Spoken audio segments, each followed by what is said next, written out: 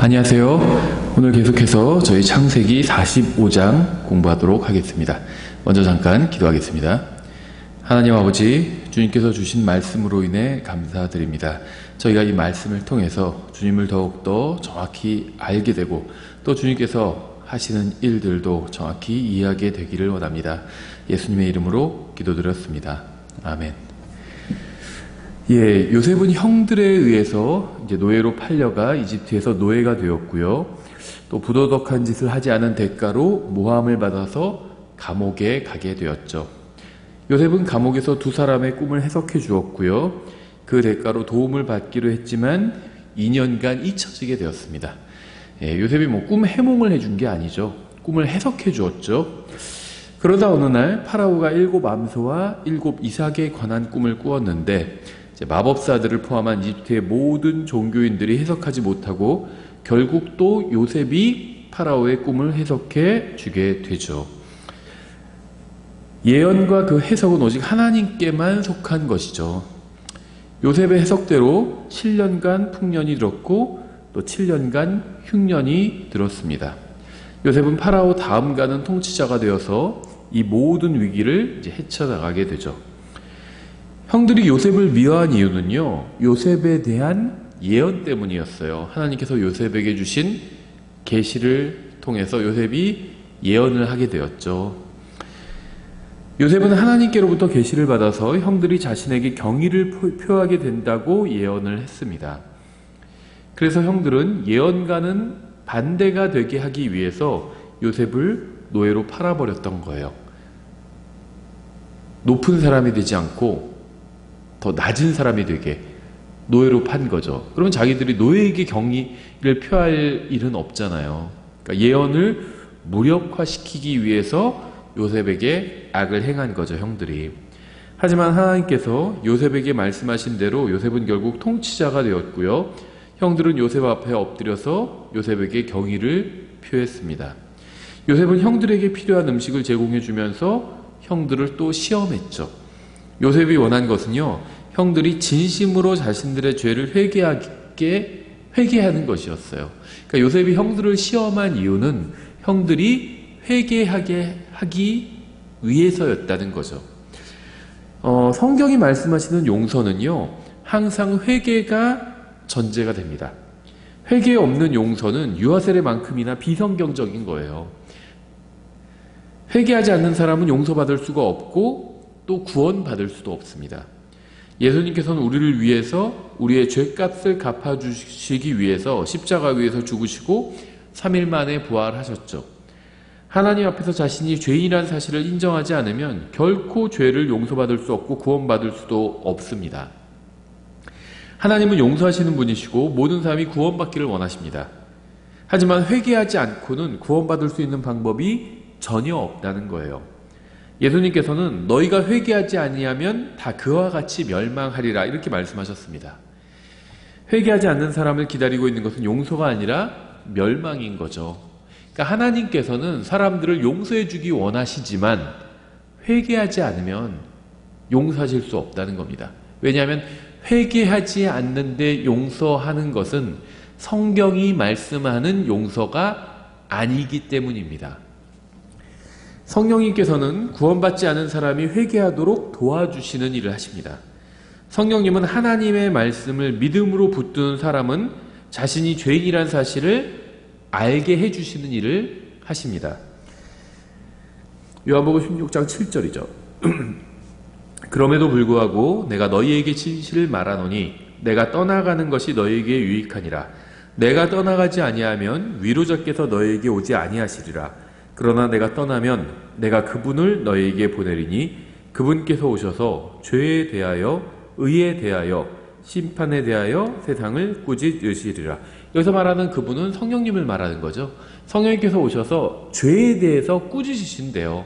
그러니까 내가 죄인이라는 사실, 내가 하나님 앞에서 죄인이라는 사실을 누가 알려주는 거냐면 성령님께서 말씀을 통해 알려주시는 겁니다. 내가 똑똑해서 알게 된 게 아니에요. 성령님께서 나에게 알려주시는 겁니다. 하나님 앞에서 자신이 죄인이라는 사실을 단 한 번도 인정하지 않은 사람은 구원받은 사람이 아니에요. 자신이 하나님 앞에서 유죄이고 완전히 죄인이라는 사실을 인정해야만 진정한 회개가 나올 수 있습니다. 성령님께서는 말씀을 통해서 사람의 마음속에서 이러한 사실을 알게 해주시고요. 믿어야 한다고 말씀하십니다. 말씀을 통해서 일하십니다. 우리가 하나님의 말씀을 전해야 되는 이유가 여기 있죠. 하나님의 말씀을 전하면 그 말씀을 가지고 성령님께서 듣는 사람의 마음속에서 일하시는 겁니다. 또 그 말씀을 믿는 사람을 구원해 주시는 거예요.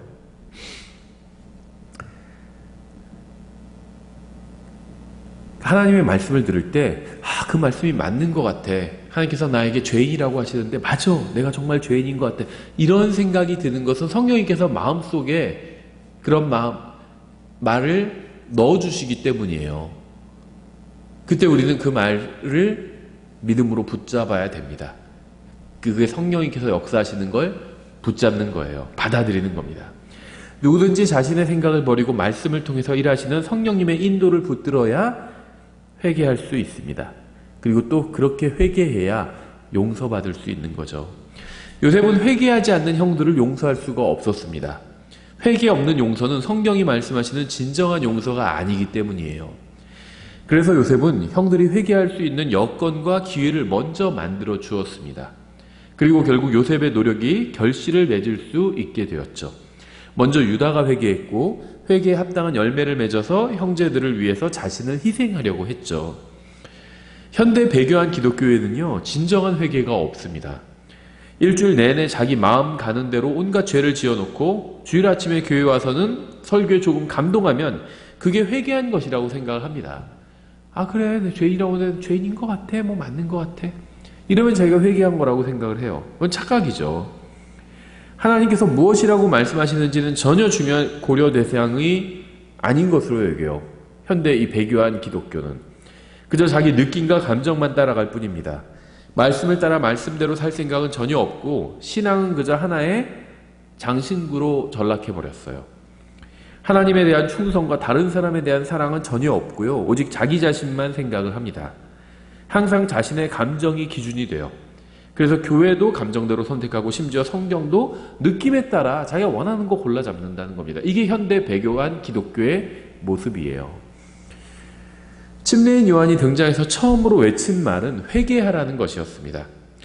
누가복음 3장 7절에 그때 그가 자기에게 침례를 받으러 나오는 무리에게 이르되 오 독사들의 세대야 누가 너희에게 경고하여 다가오는 진노를 피하게 하더냐. 그러므로 회개에 합당한 열매를 맺고 너희 속으로 우리에게는 아브라함이 우리에게 아버지로 있다 하고 말하기 시작하지 말라. 내가 너희에게 이르노니 하나님께서 능히 이 돌들로도 아브라함에게 자손들을 일으키실 수 있느니라. 침례인 요한이 제일 먼저 설교한 내용은 회개하라는 것이었고요. 예수님도 마찬가지죠. 예수님께서 지상사역을 시작하시면서 가장 먼저 하신 말씀도 회개하라는 것이었습니다. 성령님으로 충만한 사도들도 거리에서 회개하라고 외쳤죠. 회개 없는 기독교는요, 그저 종교에 불과해요. 회개에 합당한 열매가 없는 기독교는 속이 빈 껍데기에 지나지 않습니다. 요셉은 예수 그리스도의 모형으로서 형들 한 사람 한 사람이 회개하기를 기대하고 있습니다. 요셉은 형들에게 필요한 음식을 제공해 주었고요. 앞으로도 공급해 줄 겁니다. 형들의 필요를 채워줄 거예요. 형들은 요셉 앞에 엎드려서 회개해야 했고요. 그렇지 않으면 생존할 수 없고 아무 희망도 없었습니다. 형들은 이제 요셉 앞에 머리를 숙이지 않으면 살 수 없다는 사실을 깨닫게 되게 됩니다. 이제 45장 1절부터 저희가 간략하게 살펴보겠습니다. 1절 그때 요셉이 자기 옆에 서 있던 모든 자들 앞에서 자기를 억제하지 못하여 울음이 막 나오려고 하는 걸 참지 못한 거죠. 소리를 질러 모든 사람을 자기에게서 물러가게 하니라. 요셉이 자기 형들에게 자기를 알릴 때 그와 함께 서 있던 자가 아무도 없었더라. 요셉은 이집트인들을 모두 내보냈습니다. 이제 다른 사람들은 다 나갔어요. 오직 형들과 요셉만 있었습니다. 이와 같이 구원은 하나님과 개인적으로 대면하는 것에서부터 시작이 됩니다. 다른 사람은 신경 쓰지 말고 하나님 앞에 서야 돼요. 그게 필요합니다. 2절 요셉이 자기 형들에게 자기를 알릴 때 이렇게 말씀하고 있죠. 요셉은 형들에게 자신을 알렸습니다. 구원은 기독교 교리를 알거나 예수님에 관해 아는 것이 아니라 예수님을 아는 거예요. 예수님을.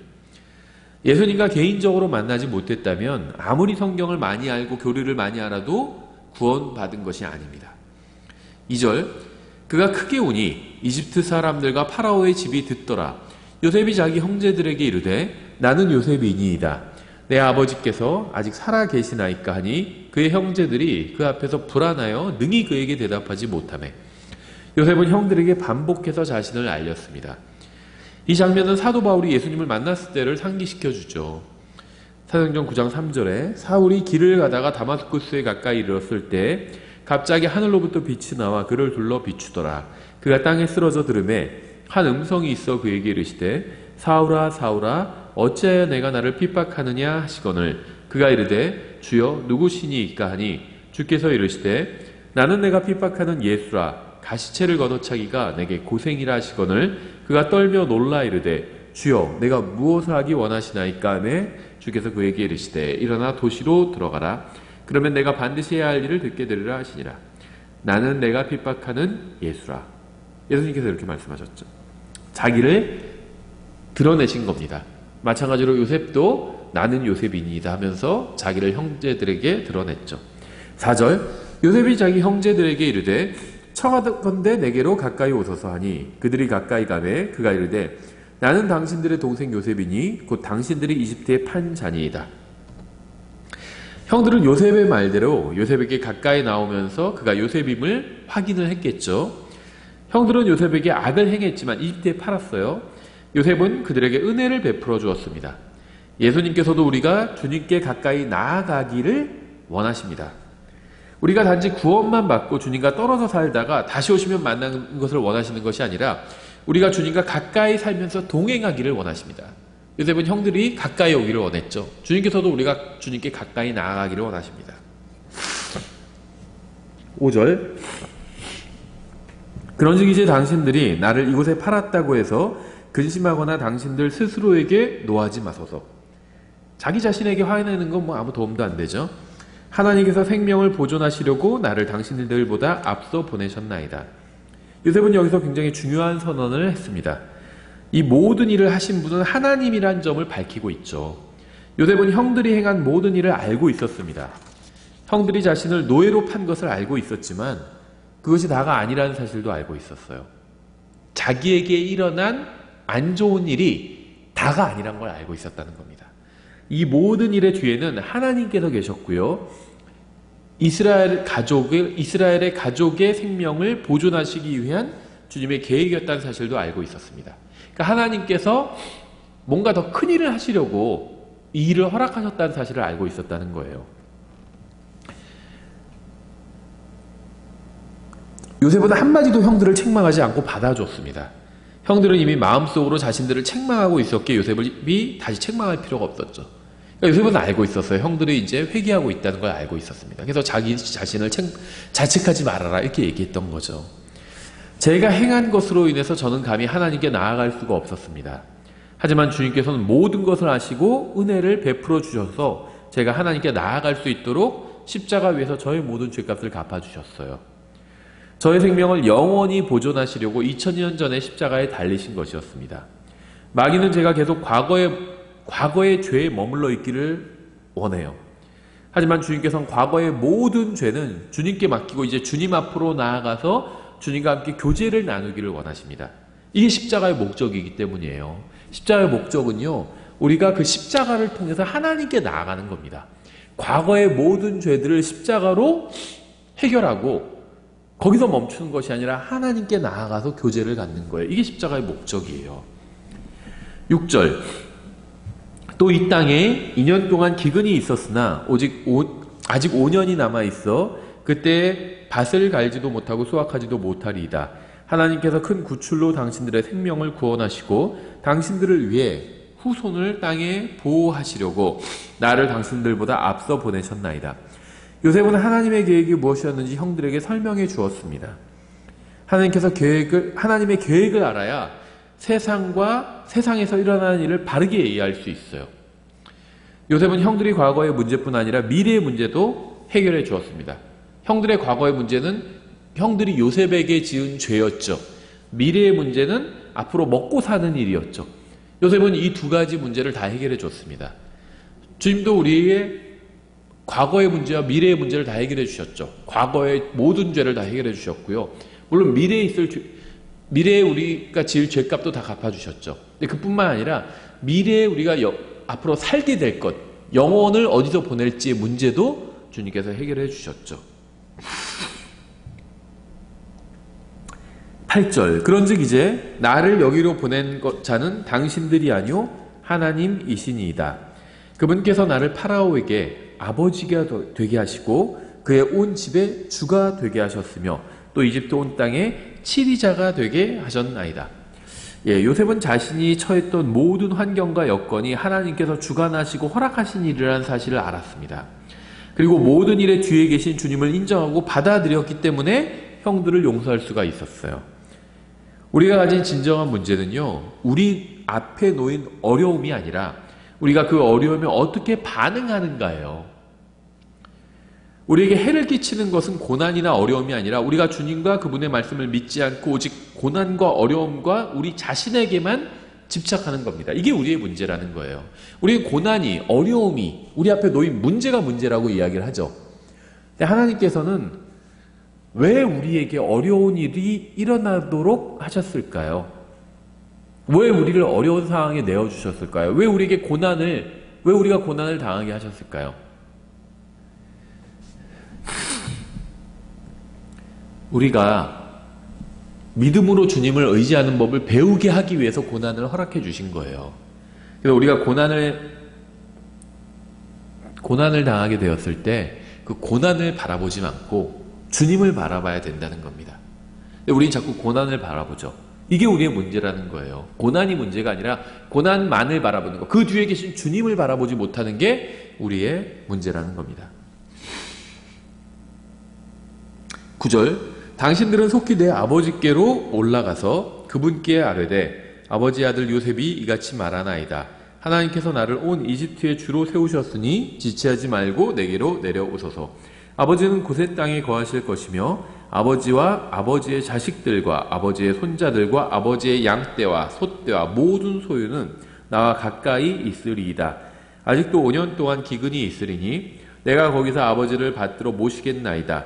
아버지와 아버지의 집안과 아버지의 모든 소유가 궁핍을 당할까 염려하나이다 하소서. 요셉은 하나님께서 자신에게 어떻게 행하셨는지 형들에게 알려주고 자신이 형들을 포함한 가족 전체를 도와줄 것이라는 사실도 알려줬죠. 그는 아버지와 형제들이 거할 곳을 또 미리 지정해 주었습니다. 12절 보소서 당신들의 눈과 내 동생 베냐민의 눈이 보는 바와 같이 당신들에게 말하는 것은 내 입이니이다. 당신들은 내가 이집트에서 누리는 모든 영화와 또 당신들이 본 모든 것을 내 아버지께 구하고 속히 내 아버지를 모시고 여기로 내려오소서 하며 자기 동생 베냐민의 목을 껴안고 우니 베냐민도 그의 목을 껴안고 우니라. 또 그가 자기의 모든 형들과 입 맞추며 개인적으로 만난 거지. 형들과 그들을 안고 오니 그의 형들이 그제야 그와 말하니라. 형들과 개인적으로 관계를 회복하니까 이제 말을 하게 된 겁니다. 죄인도 하나님과 개인적으로 관계를 회복해야 하나님과 교제가 돼요. 요셉은 형들에게 아버지를 모시고 오라고 합니다. 그리고 사랑하는 동생인 베냐민을 안고 울었죠. 그러자 이제 형들도 그의 말을 믿습니다. 요셉이 형들에게 준 사명은 그저 본 것을 아버지에게 고하라는 것이었죠. 이것은 어려운 일이 아니었죠. 자기가 본 거 얘기하면 되니까. 우리가 주님을 위해서 해야 할 일도 비슷합니다. 우리는 주님께서 우리에게 무슨 일을 해주셨는지 그리고 앞으로 무슨 일을 해주실 것인지를 사람들에게 알려주면 됩니다.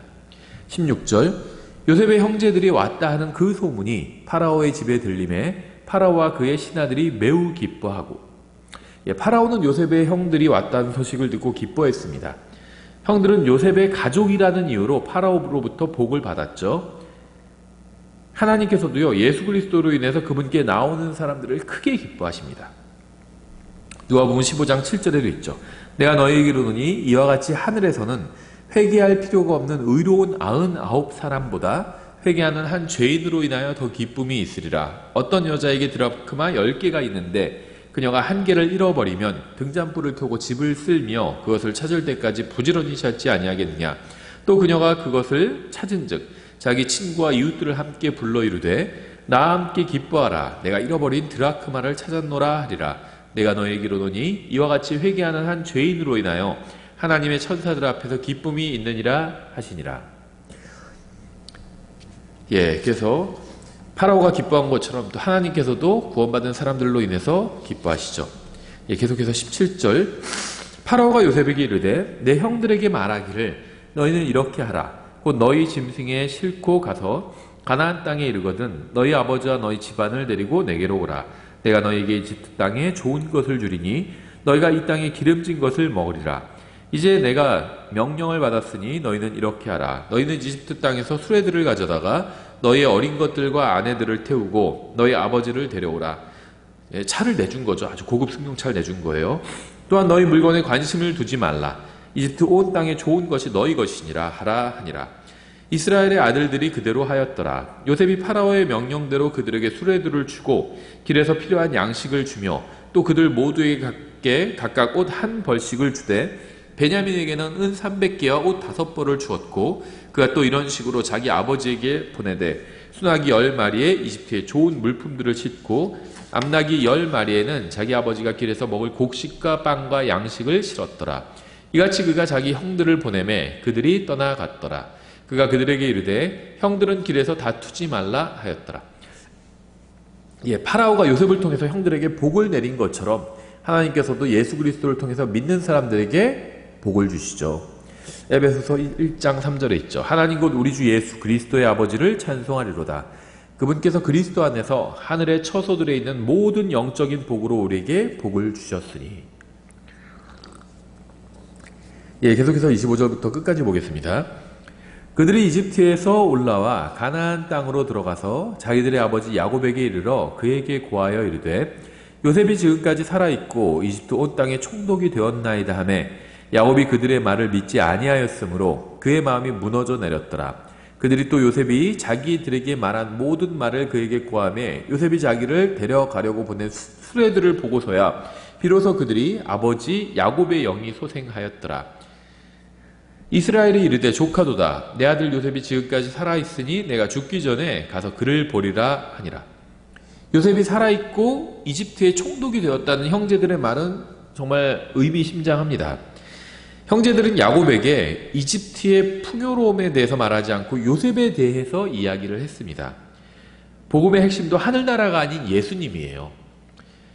죄인의 구원이 복음의 핵심이 아니라 예수님이 복음의 핵심입니다. 로마서 1장 2절에 이렇게 되어 있죠. 이 복음은 그분께서 자신의 대언자들을 통하여 거룩한 성경 기록들에 미리 약속하신 것으로 자신의 아들 예수 그리스도 우리 주에 관한 것이라. 복음이 예수 그리스도 우리 주에 관한 거래요.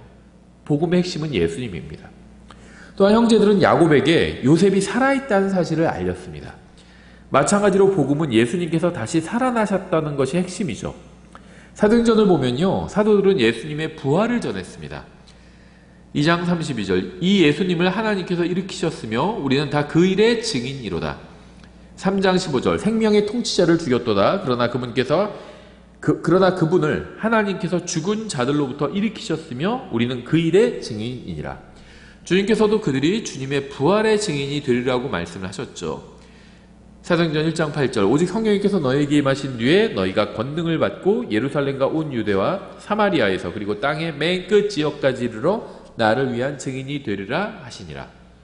우리는 예수님의 증인인데요. 특히 무엇의 증인이냐면 부활의 증인입니다. 부활. 예수님은 우리의 죄들로 인해서 죽으시고 묻히시고 부활하셨죠.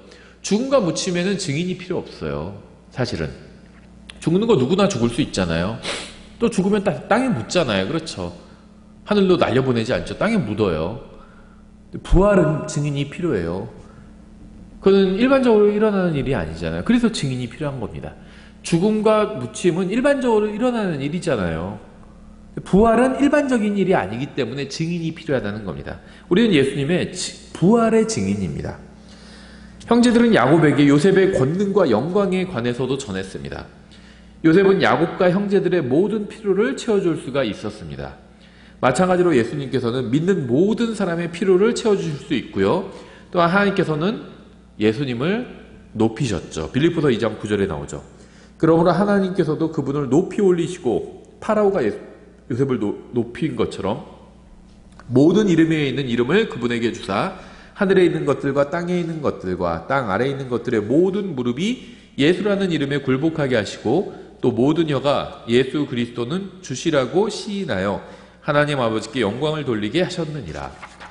요셉이 형제들을 보내서 야곱을 자신에게로 데려온 것처럼 주님께서도 이스라엘의 남은 자들을 대환란 때 모으시겠죠. 대환란 끝에 이스라엘의 남은 자들이 주님께로 돌아오게 되죠. 주님께서는 천년왕국을 세우시기 전에 이스라엘을 모으실 겁니다. 이사야서 66장 19절에 있죠. 또 내가 그들 가운데 표적을 세우고 그들로부터 도피한 자들을 민족들에게 곧 다시스와 불과 활을 당기는 룻과 두발과 야환과 또 멀리 떨어진 섬들 즉 나의 명성을 듣지도 못하고 나의 영광을 보지 못한 섬들에게 보내리니 그들이 나의 영광을 이방인들 가운데서 밝히 보이리라. 하나님께서는 요셉을 아버지와 주와 칠이자로 즉 삼중적으로 높이셨습니다. 우리는 예수님을 구원자로 믿고 다시 태어나는 순간 하늘에 계신 하나님을 아버지로 부를 수 있게 되죠. 또 예수님은 아들 하나님이시지만 아버지 하나님은 아니죠. 그렇지만 영존하는 아버지라고 불리기도 하십니다. 이사야서 9장 6절에 나오죠. 이는 한 아이가 우리에게 태어났고 한 아들을 우리에게 주셨는데 그의 어깨에는 정권이 놓이고 그의 이름은 놀라우시니 좋은 자 강하신 하나님 영존하는 아버지 평화의 통치자 할 것이기 때문이라. 예수님이 아버지는 아니에요. 예수님은 아들 하나님입니다. 하지만 예수님의 이름 중엔 영존하는 아버지가 있다는 겁니다. 저는 아들이면서 동시에 또 아이들의 아버지잖아요. 그렇죠? 예수님은 아들 하나님이에요. 하지만 또 영존하는 아버지라고 불리게 된다는 겁니다. 그렇죠? 예수님이 아버지 하나님은 아니에요. 그거 혼동하시면 안 됩니다. 또 예수님은 우리의 주님이 되시죠. 우리가 영적으로 성장해 감에 따라 예수님은 이제 하나님 아버지와의 관계만 있는 것이 아니라 이제 하나님을 주님으로 섬기면서 주님의 명령을 지키고 따라야 한다는 사실도 알게 되죠. 그래서 결국 우리가 성장하게 되면서 주님께서는 우리의 마음의 왕자이셔서 우리를 통치하시게 되죠. 아버지와 주와 통치자. 이것이 요셉의 호칭이었고 또 예수님의 호칭이기도 하다는 겁니다. 저희가 이렇게 간략하게 45장을 살펴봤습니다. 오늘 여기까지 하겠습니다.